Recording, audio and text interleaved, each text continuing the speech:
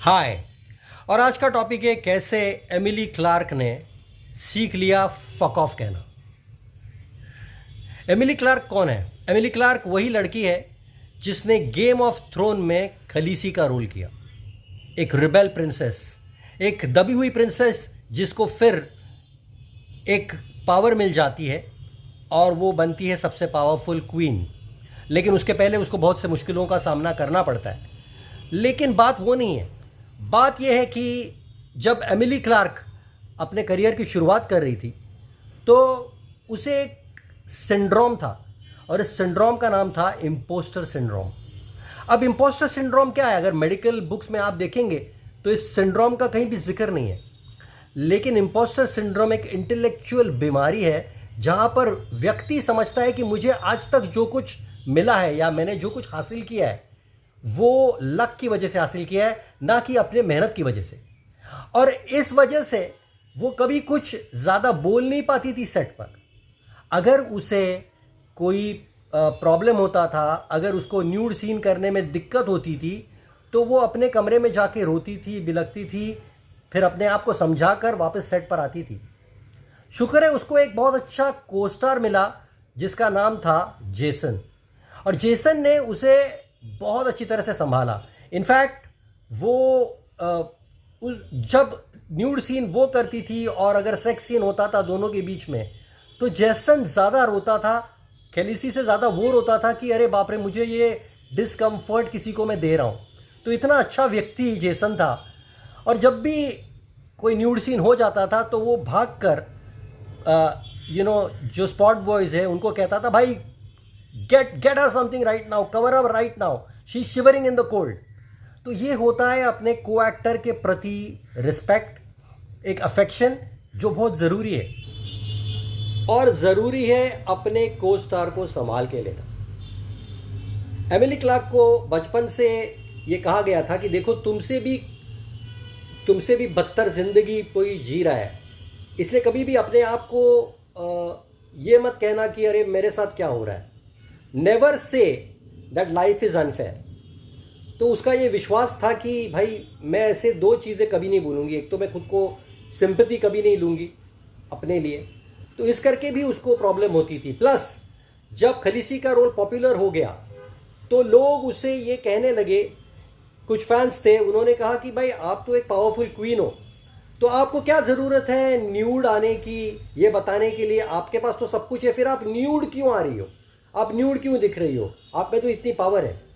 तब उसने ये कहा, मन में ये कहा कि भाई मुझे 10 लोगों को मारना पड़ेगा कि ये बताने के लिए कि मैं पावरफुल हूँ। तो एमिली क्लार्क के जो स्ट्रगल थी वो पॉपुलैरिटी के बाद और भी ज़्यादा हो गई, क्योंकि फर्स्ट सीज़न के बाद उन्हें एपेसिया हो गया। एपेसिया वो चीज़ है जहाँ पर उनके ब्रेन में एक इन्फ्लेमेशन होता है और जिससे कॉग्निटिव थिंकिंग पर असर होता है, यानी कि ये फ्रंटल लोब होता है, उसमें डैमेज हो गया उनको और उस पर तुरंत ऑपरेशन करने की ज़रूरत थी। तो ये एक बहुत बड़ा पेनफुल प्रोसीजर से वो गुजरी जहाँ पर वो खुद का नाम भी उन्हें याद नहीं रहा।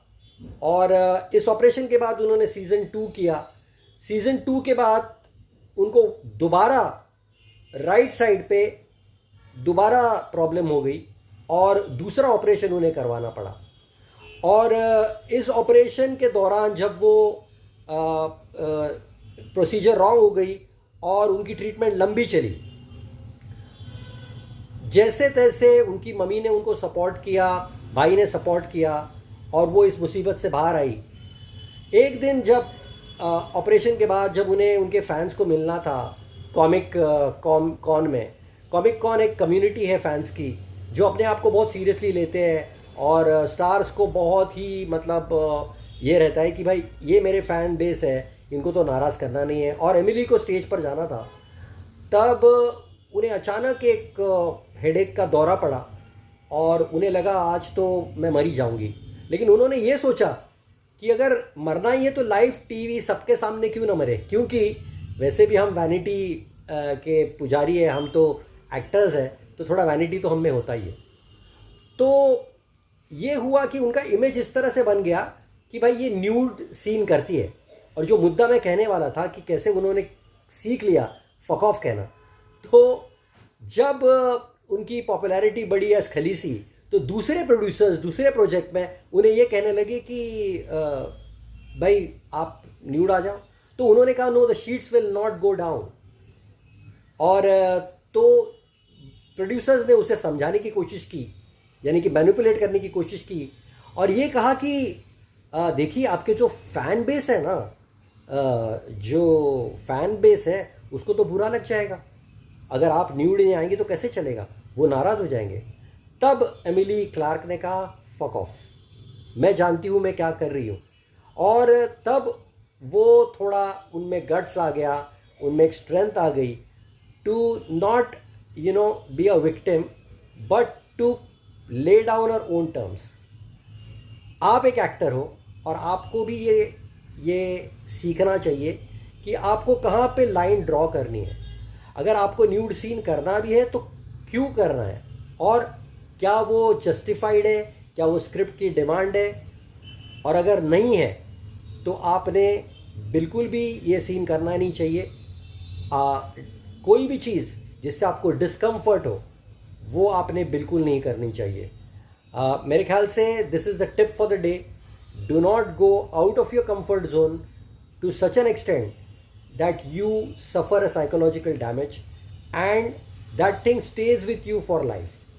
So if you want a one-on-one session with me regarding acting tips, writing tips or general tips in life, please feel free to get in touch with me. We are a community and we would love to help you. Thank you.